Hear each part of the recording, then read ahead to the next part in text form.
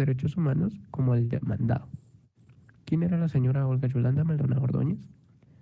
Pues no se tiene una biografía como tal, pero se toma en cuenta que Olga Yolanda Maldonado Ordóñez era una mujer trabajadora, respetable y aplicada en el trabajo, empezando a laborar el 1 de abril de 1992 en la Procuraduría de los Derechos Humanos de Guatemala como técnica en el Departamento de Educación. Compañeros, perdonen, no se Desde el 4 de escucha. enero de 1993 hasta el 15 de febrero del año 2000, tuvo cargo titular de educadora en el Departamento de Quetzaltenango. Luego de ello, la señora Maldonado ocupó el cargo En serio que sí del nos Departamento escucha. del Sí Procurador de está los Derechos poco Humanos volumen. en el Departamento de Quiché, cargo que desempeñó desde el 16 de febrero. Como que es grabado, creo yo. No es exposición, sino es grabación. Este caso se relaciona con un procedimiento administrativo laboral que dio lugar a la destitución de la señora Maldonado Ordóñez, quien desempeñaba un cargo como funcionario de la Oficina del Procurador de los Derechos Humanos en Guatemala. Aunque el marco normativo le otorga competencia al Procurador de los Derechos Humanos para llevar a cabo el procedimiento de destitución, se notificaron supuestas causales en las que habría incurrido la señora Maldonado Ordóñez. A esta misma se le dificultó entender cuál era el procedimiento o el objetivo que se abrió en su contra, por lo que ejerció su derecho a la defensa sin tener la información mínima necesaria. Entonces, la comisión, o bien CIDH, concluyó que el acto por el cual fue destituida la señora Maldonado Ordóñez del cargo que desempeñaba fue emitido en violación del deber de motivación, del principio de legalidad y del principio de presunción de inocencia. Ahora bien, ¿por qué motivo fue destituida la señora Olga Yolanda Maldonado Ordóñez?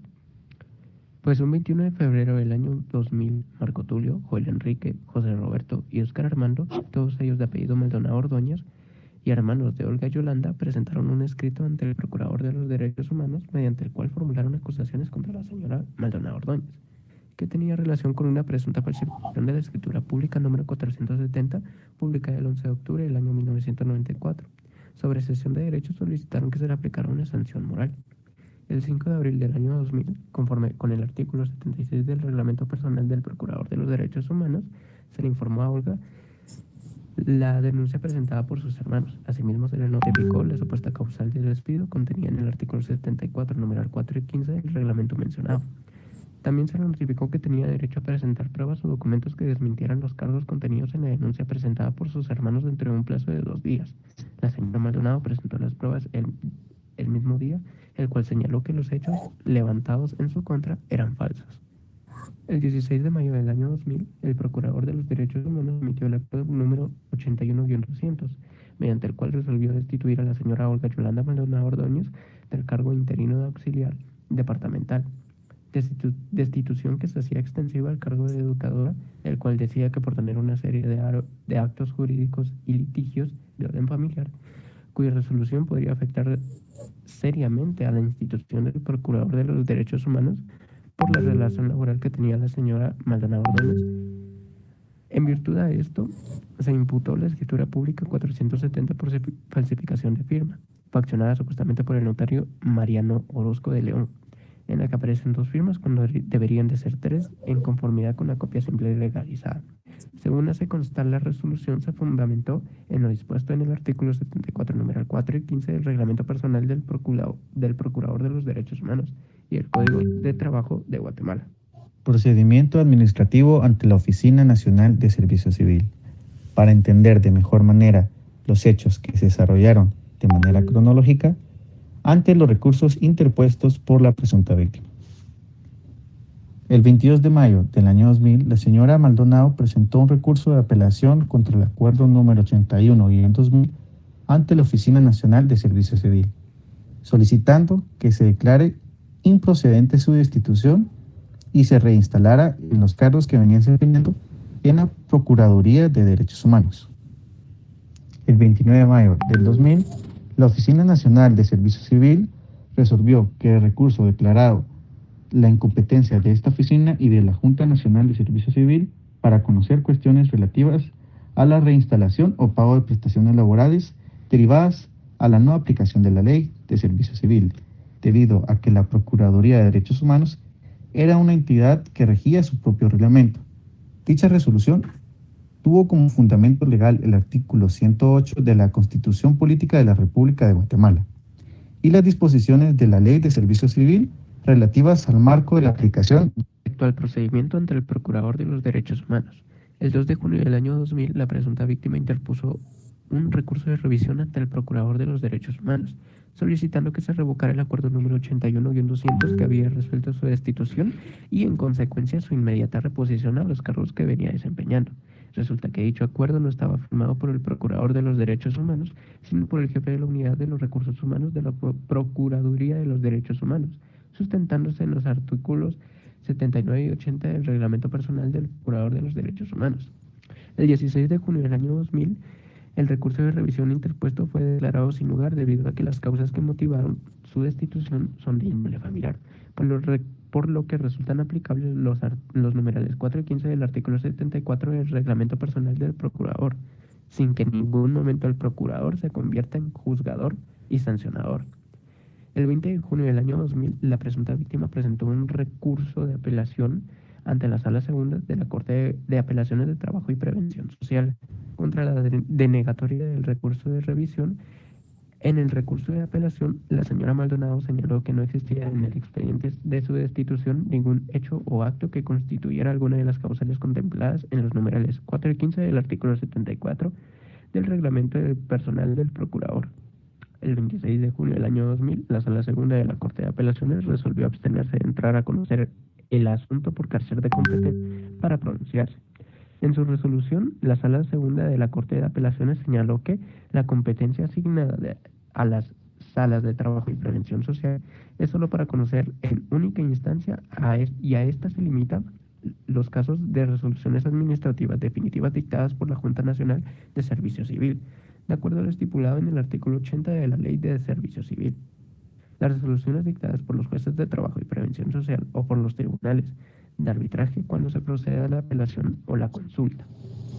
Según señaló la Sala Segunda de la Corte de Apelaciones, la Ley de Servicio Civil y el Código de Trabajo eran normas que prevalecían sobre el reglamento personal del procurador dentro de la jerarquía normativa guatemalteca, motivo por el cual concluyó que no era posible entrar a conocer el recurso interpuesto por carecer de competencia para ello.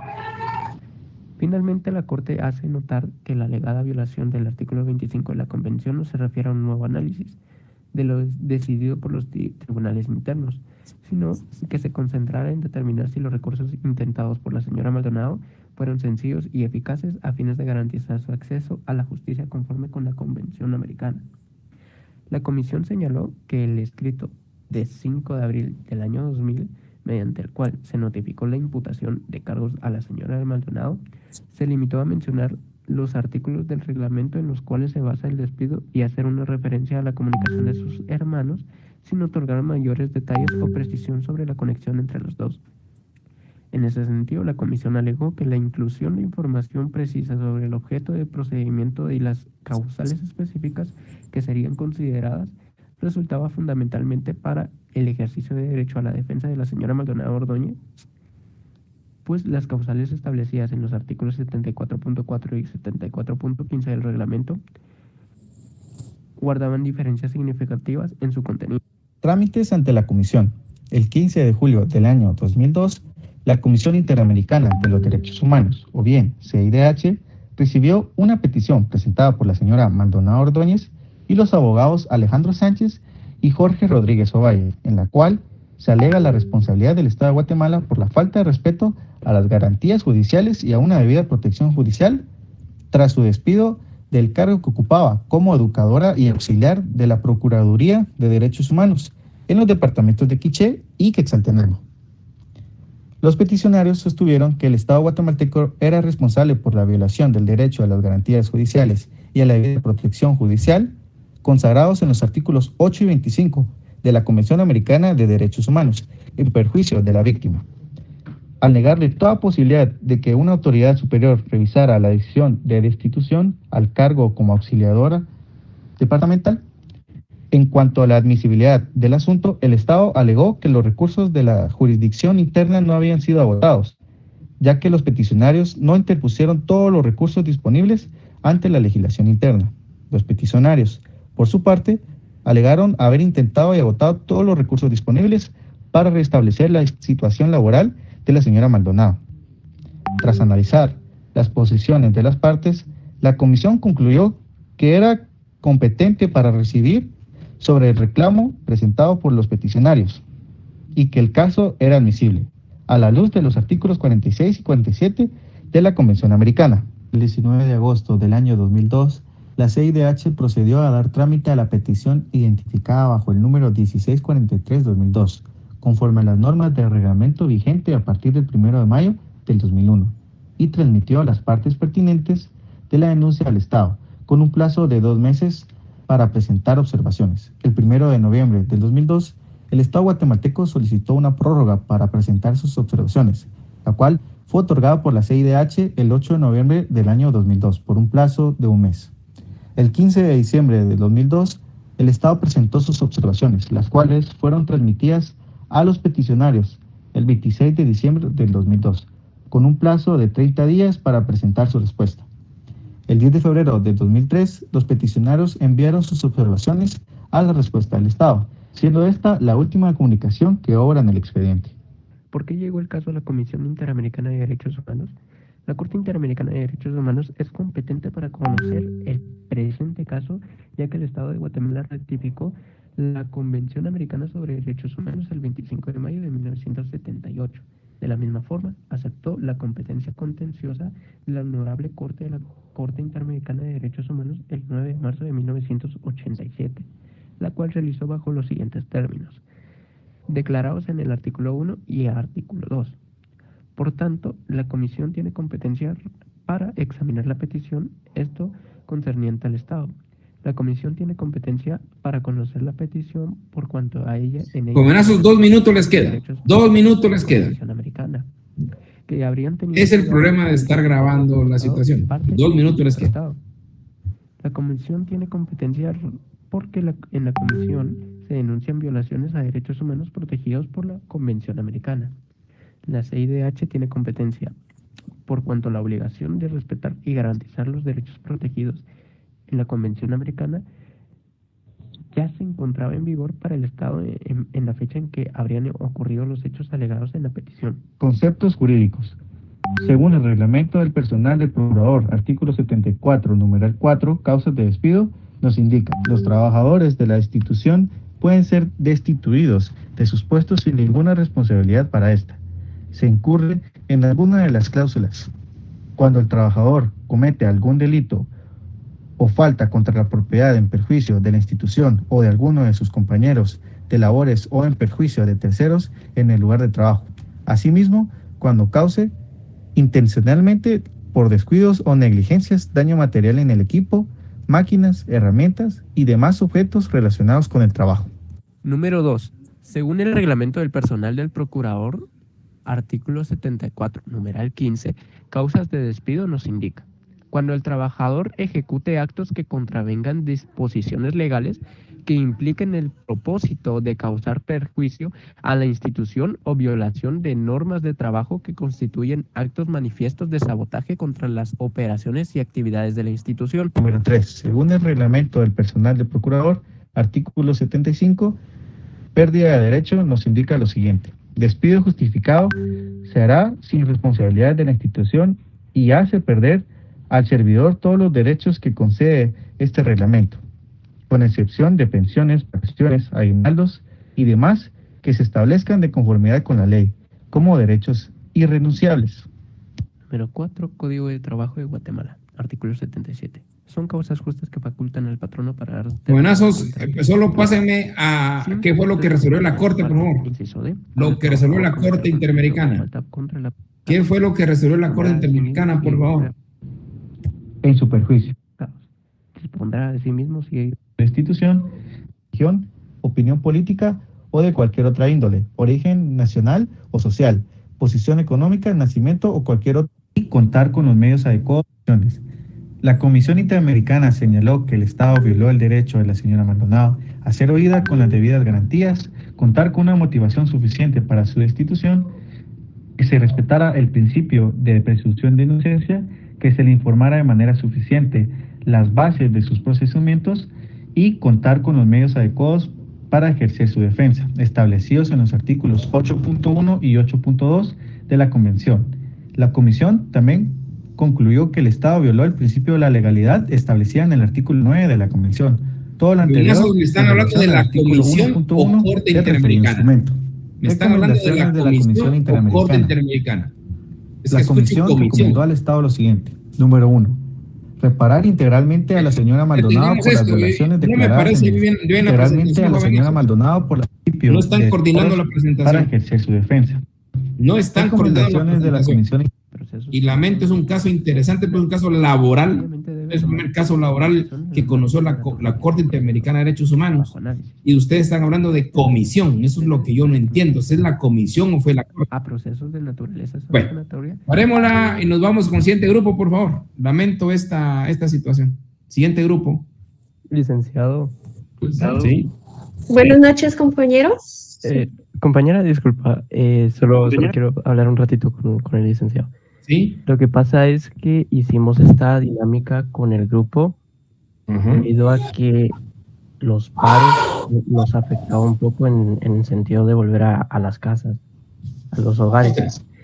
Hicimos esa dinámica por eso y el audio que se escucha es mío y se escucha bajo porque estoy un poco enfermo. Bueno, sí, yo lo que siento es que hay una confusión cuando les dije, lo que quiero es que qué fue lo que resolvió la Corte y ustedes hablan comisión, y la comisión, y entiendo que eso ya no es la comisión, que es la Corte. Sí, buenas noches, disculpe. Le comento que en este sentido nosotros de último en las conclusiones y recomendaciones pusimos tanto lo que puso, lo que dictó la Convención y después lo que dictó la CIDH, porque nosotros en la investigación encontramos que la Convención había indicado al momento de pasar el caso a la Corte, a la CIDH, de que él dio 3 recomendaciones indicando que sí se había violentado los artículos 8.1 y 8.2. Pero ¿quién fue el que resolvió? Es que eso es lo que no me deja claro, no me quedan claros. Bueno, pero avancemos, compañeros, por favor. Y de una vez voy a anticipar. El próximo lunes van a pasar 4 grupos de una vez. 4 grupos. Bueno, continuemos con el siguiente grupo, por favor. Buenas noches, licenciados. Nosotros somos por parte del grupo número 23.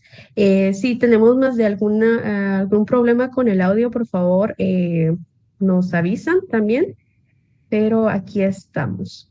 Ahorita.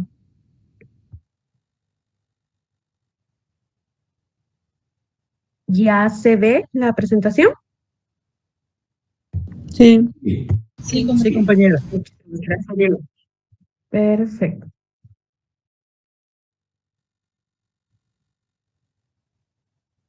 Muy buenas noches, licenciados, compañeros presentes. Nosotros somos el grupo número 23.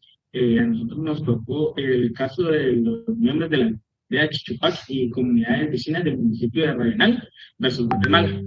Nuestro grupo está integrado por Liliana Judith García Montoya, Celestino Antonio Duarte Castañeda, Claudia Rosana Varela Bajo, Axel Humberto Herrera López, Yarena Melissa Martínez Morales, Marcos Estuardo Antonio Morales Nájera, Jimena Giselle López El 20 de noviembre de 2016. Les voy a dar un pequeño resumen para ponerlos en contexto a ustedes sobre el caso. El 30 de noviembre de 2016, la Corte Interamericana de Derechos Humanos dictó una sentencia mediante la cual declaró responsable internacionalmente al Estado de Guatemala por la violación de 1. Los derechos a la libertad personal, integridad personal y vida, y al reconocimiento de la personalidad jurídica, reconocidos en el artículo 7, 5.1, 5.2, 4.1 y 3 de la Convención Americana, 1 del mismo instrumento, y con el artículo 1, inciso A, de la Convención Interamericana sobre Desaparición Forzada de Personas, el perjuicio de 22 víctimas desaparecidas forzadamente, y Inciso número 2. Los artículos 5.1 y 16.1 de la Convención Americana en relación con el artículo 1.1 del mismo.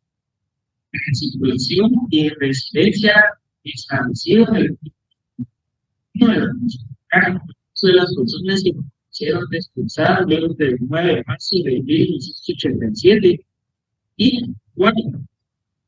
La Convención Americana en relación al artículo 1.1 del mismo, así como el movimiento de las normas establecidas para prevenir y sancionar la tortura. En el artículo 1 del inciso B de la Convención Interamericana para prevenir, sancionar y erradicar la violencia contra la mujer, a partir del momento en la que estas entraron en vigor, todo ello en perjuicio de las víctimas, con sus familiares y sus respectivas circunstancias. Además, el Estado violó el derecho de los familiares de las víctimas desaparecidas a conocer la verdad. La Corte declaró que Guatemala reconoció su competencia contenciosa el 9 de marzo de 1987, no tenía competencia temporal para reconocer de la masacre de 32 personas ocurridas el 8 de enero de 1982, así como una serie de ejecuciones, torturas, violaciones sexuales de 1985 y 1986 en contra de los indígenas mayas Chi, de la aldea Chichupac y comunidades vecinas del municipio de Ravenal, hechos que no fueron negados por el Estado. Sin embargo, el Tribunal Temporal, a saber de las desapariciones forzadas con su carácter continuo, así como de la Comisión por parte del Estado de implementar con posterioridad a dicha fecha garantías de retorno un resarcimiento voluntario por de aquellas personas que permanecieron responsables, además declaró la responsabilidad de Guatemala por no dirigir eficazmente la investigación de los hechos con debida diligencia y dentro de un plazo razonable, de modo de que se examinara de forma completa y exhaustiva la multiplicidad de graves violaciones a los derechos humanos relacionados dentro del particular contexto de cual sucedieron. Los hechos de este capítulo, la Corte se refiere a, inciso A, los antecedentes del caso, incluir tipo de violaciones graves y masivas de los derechos humanos en Guatemala durante el conflicto armado interno, en el cual la población maya fue particularmente afectada. Esto fue a razón de que el gobierno del Estado comenzó a marginar a los pueblos indígenas y desaparecerlos poco a poco, ¿verdad? En el inciso B, los hechos acontecidos entre el año 1981 y 1986 en comunidades vecinas de Xabá, Chinón, Oyojá, El Cablón, Toloscoc, Chirrún, El Chol y Apazote, todas ellas ubicadas dentro del municipio de Ravenal, a zonas mayas Achí. Dichos hechos incluyeron desapariciones, ejecuciones, detenciones, desplazamientos forzados, actos de tortura, violencia sexual y trabajos forzados, entre otros. Estos hechos sucedieron antes y después de la masacre de la clínica de aldea Chichupac, perpetrada el 8 de enero de 1982, donde 32 hombres de la comunidad fueron seleccionados de una lista, torturados y ejecutados.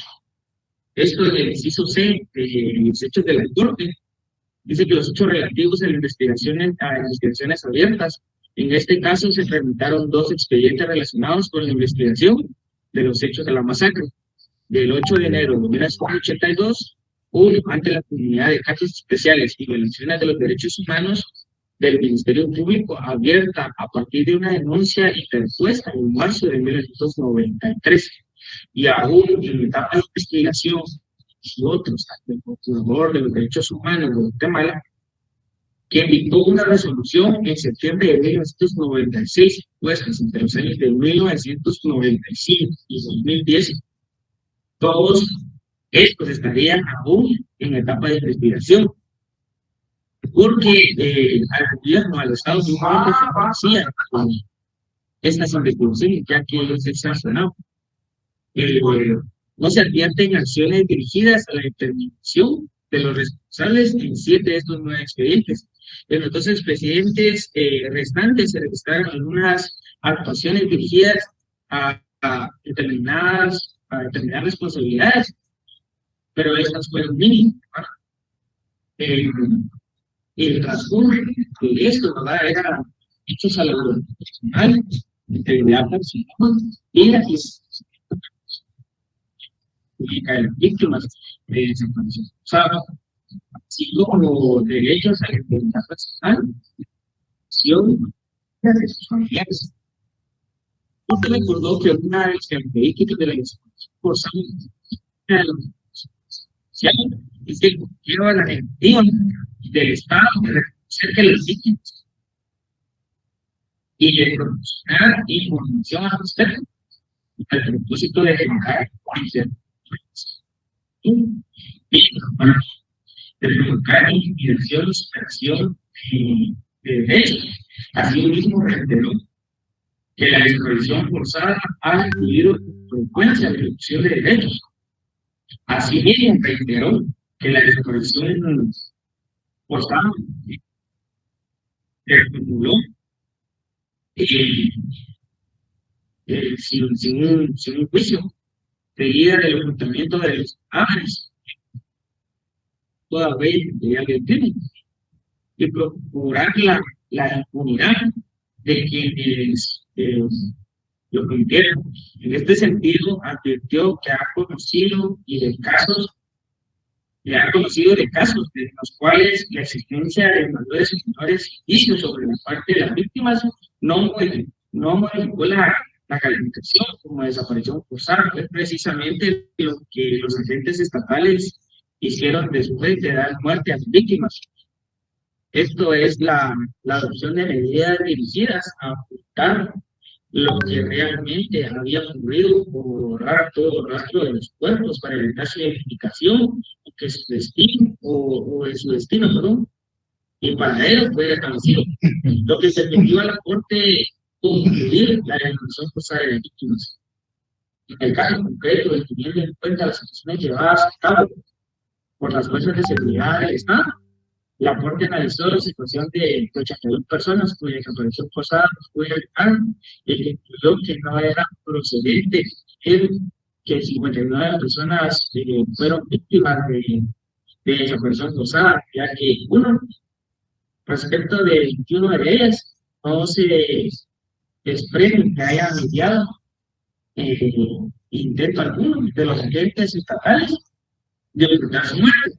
Y lo que realmente ocurrió, o de intento alguno de borrar todo el acto de los cuerpos para evitar que su destino y paradero fuera establecido, y tampoco eliminar las evidencias de lo sucedido.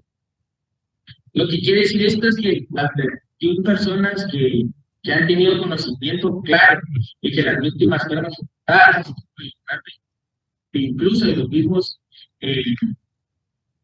de ellos mismos, cargaron su preso. Ahora bien, pues,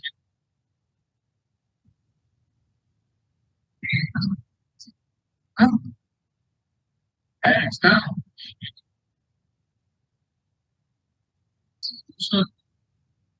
Buenos días. No muy se escucha, no muy se escucha.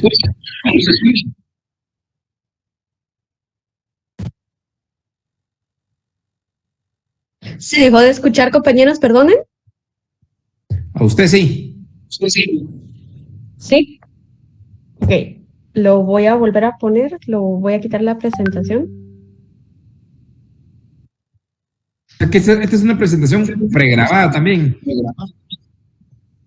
Sí, licenciado, previendo lo mismo que dijeron los compañeros de los paros y por no quedar mal, debido a que sabemos lo importante que es esta nota, decidimos pregrabarlo. Ya teníamos todo listo, de hecho, para presentarnos y todo, pero a unos compañeros por el trabajo definitivamente no pudieron salir y decidimos adelantarnos a los hechos. para prevenir todo tipo de inconvenientes y no Continúe. quedar mal ante usted, licenciado. Continúen.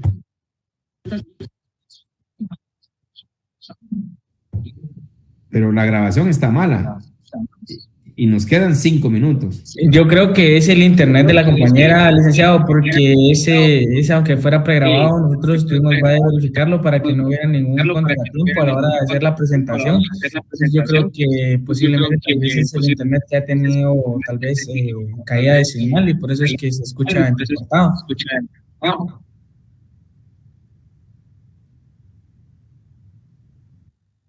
Bueno, pues no sé qué decirles, la verdad es que no me gusta la presentación, pero continuemos.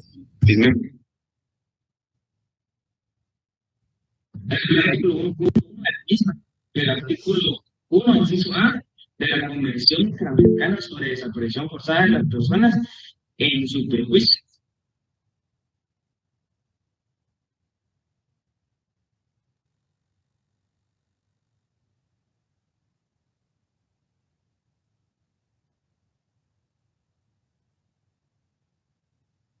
Ahora,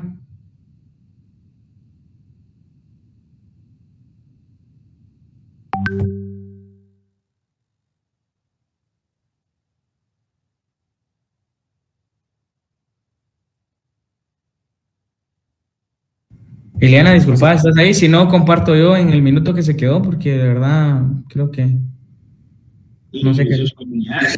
Sí, si tú lo tienes, dale, adelante.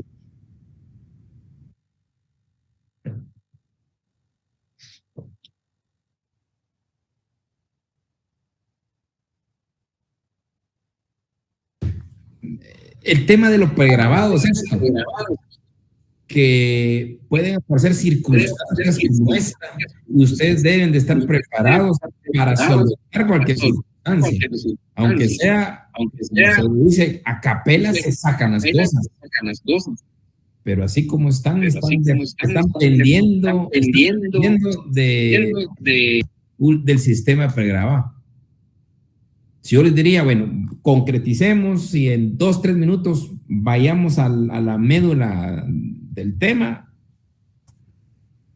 creo que no lo van a poder hacer.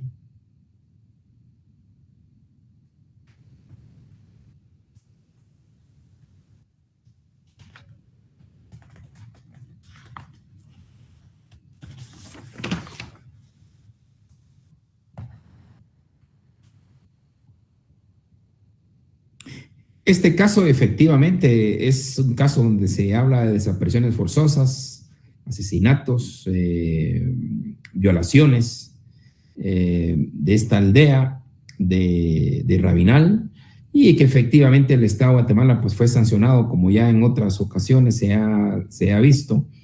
Lamentablemente no ha habido una continuidad, se determinó la responsabilidad del Estado en violación a los derechos humanos, pero más allá no ha habido una respuesta para buscar y encontrar ya a través de la justicia penal la responsabilidad que tener las personas que participaron en ese hecho, máxime cuando se dice que fue un grupo de militares que llegó con la finalidad aparente de entregar regalos. Imagínense el dolo que lleva consigo esa actividad militar y que trajo como consecuencias graves, incluyendo desaparición forzada de personas, que hay muchas que todavía no han aparecido. Y ahí está ante la Corte Interamericana nuevamente en estos casos, donde determina que la desaparición forzada es un delito permanente. Bien, ¿estamos con este grupo o nos vamos ya al siguiente? Sí, licenciado, ahorita lo comparto yo.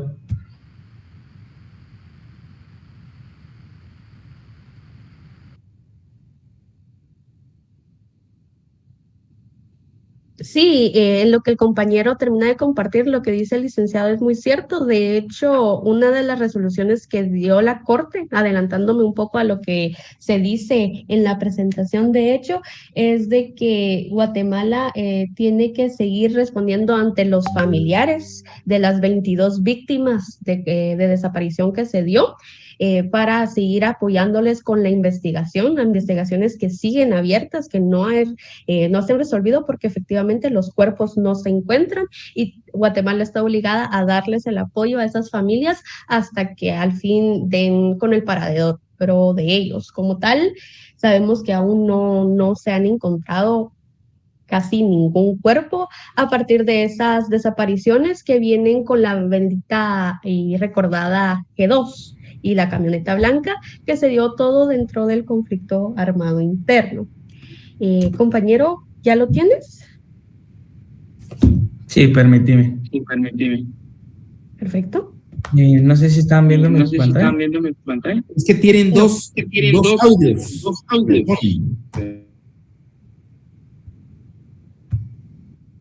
Sí, lo tenemos por cualquier previsto, lo tenía yo y lo tenía el compañero y lo tenían los demás también para en cualquier momento alguien más pudiera presentar.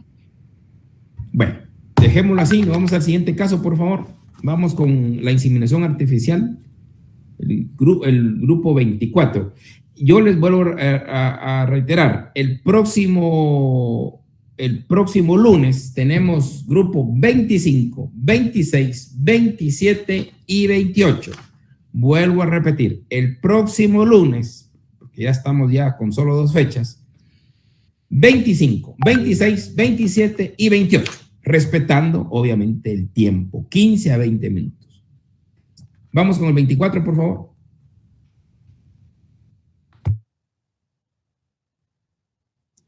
Muy buenas noches, compañeros y doctor presente. Nosotros somos el grupo número 24. Estamos exponiendo sobre la sentencia del caso de Arturo Murillo y la inseminación artificial en Costa Rica. Los integrantes de nuestro grupo son Galilea Sandoval, Mercy Sarceño, Nicté Segura, Silvia Chacón, Francisco Méndez, Maynor Cifuentes y Andy Gómez, su servidor. Los dejaré en este momento con mi compañera Nicté Segura. Buenas noches, compañeros. La sentencia de la Corte en el caso de Artavia Murillo es un hito en la protección de los derechos reproductivos. Este caso se refiere a la responsabilidad internacional del Estado por las afectaciones generadas a un grupo de personas a partir de la prohibición general de practicar la fecundación in vitro. Siguiente, por favor. Para este caso tenemos una ficha técnica en la cual nos da la fecha de petición, la cual fue el 19 de enero del año 2001. La petición por Gerardo Trejo Salas, la fecha de aprobación en fecha 29 de julio del 2011. Para eso tenemos los delegados, comisionado Rodrigo Escobar Gil y al entonces secretario ejecutivo Santiago Cantón. Y designó como asesores legales a las señoras Elizabeth Avi Merched, secretaria ejecutiva adjunta, y Silvia Serrano Guzmán, Isabel Madariaga, Fiorella Mercy y Rosa Celorio. Siguiente. Una pequeña introducción. En el año 2012, la Corte Interamericana de los Derechos Humanos emitió la sentencia Artavia Murillo y otros sobre la fecundación in vitro en el país de Costa Rica, en la que declaró que la prohibición general de la fertilización in vitro en Costa Rica violaba los derechos a la vida privada, familiar e integridad personal, así también como el derecho a fundar una familia. Siguiente. La sentencia fue un hito en la protección de los derechos reproductivos en el Sistema Interamericano de los Derechos Humanos. Por primera vez, la Corte Interamericana reconoció que el derecho a la vida privada incluye el derecho a decidir si tener hijos biológicos a través de una técnica de reproducción asistida.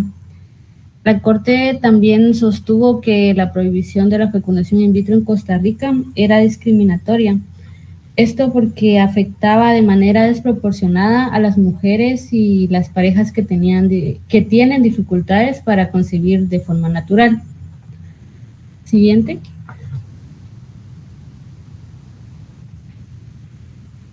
Este caso fue presentado por un grupo de parejas costarricenses que habían sido afectadas por la prohibición general de la fecundación in vitro en Costa Rica. Las parejas alegaron que la prohibición violaba sus derechos a la vida privada, familiar e integridad personal, asimismo como el derecho a fundar una familia.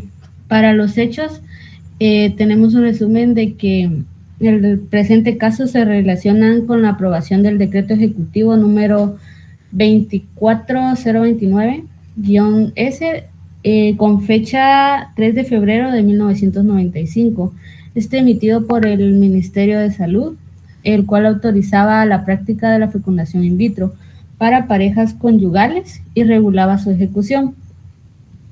La fecundación in vitro fue practicada en Costa Rica entre los años de 1995 y el año 2000. El 7 de abril del año 1995 se presentó una acción de inconstitucionalidad contra dicho decreto ejecutivo, utilizando diversos alegatos sobre la violación del derecho a la vida. El 15 de marzo del año 2000, la Sala Constitucional de la Corte Suprema anuló por inconstitucional el decreto ejecutivo. Las 9 parejas que presentaron una petición a la Corte debido a esta situación. En todas las personas se evidenció como primero las causas de infertilidad de cada pareja. Segundo, los tratamientos a los cuales recurrieron para combatir dicha condición. Tercero, las razones por las cuales acudieron a la fecundación in vitro. Como cuarto, los casos en que se interrumpió el tratamiento para realizar la fecundación in vitro debido a la sentencia de la Sala Cuarta. Y por último, quinto, los casos en que las parejas debieron viajar al exterior para realizarse dicho procedimiento. Siguiente. Para los artículos violados según la Comisión Interamericana de los Derechos Humanos, tenemos el artículo 11.2, cual nos dice que nadie puede ser objeto de injerencias arbitrarias o abusivas en su vida privada. El artículo 17.2, reconocimiento del derecho del hombre y la mujer a contraer matrimonio y a fundar una familia si tiene la edad y las condiciones requeridas. Al artículo 24, todas las personas son iguales ante la ley, que tiene que ver con los artículos 1.1 y 2 de la Convención Americana. Siguiente.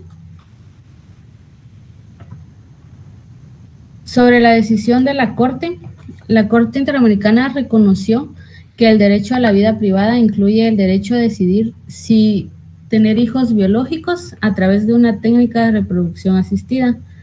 Asimismo, la Corte también sostuvo que la prohibición de la fecundación in vitro en Costa Rica era discriminatoria, ya que esta afectaba de manera desproporcionada a las mujeres y las parejas que tienen dificultad para concebir de forma natural. Siguiente. El impacto de la sentencia. La sentencia de la Corte tuvo un impacto significativo en Costa Rica. El gobierno costarricense reformó su legislación para permitir la fecundación in vitro, y la sentencia también ha sido citada en otros casos en el Sistema Interamericano de los Derechos Humanos. Siguiente. Como conclusión, la sentencia de la Corte en el caso de Altavía Murillo es un ejemplo de cómo los tribunales internacionales pueden contribuir a la protección de los derechos humanos. La sentencia es un recordatorio de que los derechos reproductivos son derechos humanos fundamentales y que los gobiernos tienen la obligación de protegerlos. Siguiente. Y eso sería de parte del Grupo 24. Muchas gracias por su atención. Muy bien. Les agradezco especialmente el tiempo, que fue un tiempo récord ahora. Esta sentencia yo siempre le he apuntado que quizás una de las controversiales de la Corte Interamericana de Derechos Humanos, pero también muy importante, no solo por el tema de la concepción. Yo creo que no lo expusieron como debiera ser, el tema de la concepción que determinó, con base en la Convención Americana, desarrolló el término de concepción. ¿Cuándo se da la concepción? ¿Sí? Y esta sentencia hace muchos años me sirvió de base para una sentencia que tuvimos que realizar en cuanto al vientre subrogado, que quizás va a ser un tema que tratemos en clase. El tema del vientre subrogado es algo lindísimo, pero lo que también me resalta en esta sentencia, y poco hablada hoy, es lo relacionado al... Y qué interesante que las personas que por una otra circunstancia no pueden engendrar, concebir, todos ustedes pueden ser muy jovencitos, los que ya somos mayores pues ya tenemos hijos, y es las circunstancias de la vida, pero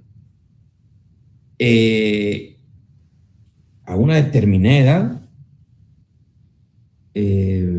pues se tiene ya el deseo de ser padre, pero muchas veces tanto hombres como mujeres pueden descubrir que hasta determinada edad que no tienen las condiciones naturales que sí tiene la mayoría de personas. Y ahí empieza una situación bien difícil, porque es el deseo más grande que se nos ha generado a la inmensa mayoría. Habrá una minoría que no, a la inmensa mayoría. Entonces, ¿en qué situación queda ese deseo de ser padre, de ser madre y no poder? Entonces, lo interesante de esta sentencia es que determina que estas personas tienen discapacidad. Mire qué interesante. Eso uno no lo pone a pensar. No puedes tener hijos. Que pues, porque tal vez Dios no lo quiso. Bueno, la famosa frase. O sigue intentando, pero ya no puede. Entonces esta sentencia los consideró como personas discapacitadas. Mire qué interesante. Y como son personas discapacitadas, entonces se procede a lo que se denomina discriminación positiva para alcanzar ese principio de igualdad, y es donde el Estado, según esta sentencia, tiene la obligación de darle todas aquellas herramientas técnicas, científicas, para ir logrando evadir esa discapacidad. Ustedes y yo, pues, quizás no tenemos esos problemas, pero pongámonos en los zapatos de esas personas, hombre o mujer, que añoran ser padres y por las circunstancias de la misma naturaleza no pueden, se llenan de frustraciones, de una entera necesidad. Y es lo que pasó en Costa Rica. Las personas, el Tribunal Constitucional declaró inconstitucional ese decreto. Entonces ya no pudieron, las personas que no podían naturalmente hacerlo, entonces tuvieron que ir a Panamá o a Colombia a realizarse sus tratamientos. Y de ahí viene el tema de la igualdad de las personas con discapacidad. Utilizaron la Convención Interamericana contra las personas con discapacidad y también contra la discriminación, todo tipo de discriminación. O sea, lo interesante de esto es lo que les quiero hacerle conciencia, es que esa discriminación positiva que exige la Corte Interamericana de Derechos Humanos al Estado para darle todas las condiciones y herramientas técnicas y científicas, máxime hoy día, que cuánto no se puede hacer. Y les digo, en una oportunidad les comentaré, porque es un tema bien importante, el vientre subrogado. Y en el vientre subrogado se utilizó mucho esta sentencia, hace muchos años, creo que hace unos 10 años, la utilicé, estaba en una sala, y interesantísimo, porque son casos que se dan, uno cree, usted como vive y disfruta en una familia normal, pues no importa, pero póngase en los zapatos de estas personas.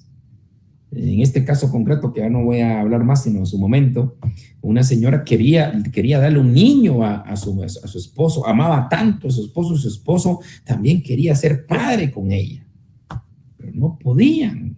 Qué difícil, ¿verdad? Muy difícil. Y de ahí viene el tema de vientre subrogado que vamos a hablar un momento. Muy bien, compañeros, con eso terminamos y prácticamente el próximo lunes tenemos una jornada dura. 4. Grupo 25, 26, 27 y 28. Así ya solo quedamos una sola fecha y terminamos con esto. Entonces el próximo lunes, por favor, preparar los grupos 25, 26, 27 y 28. Y nos miramos el próximo lunes y les deseamos un buen fin de semana, esperando que hayan tenido un excelente desarrollo. Gracias, licenciado. Muchas gracias, licenciado. Buenas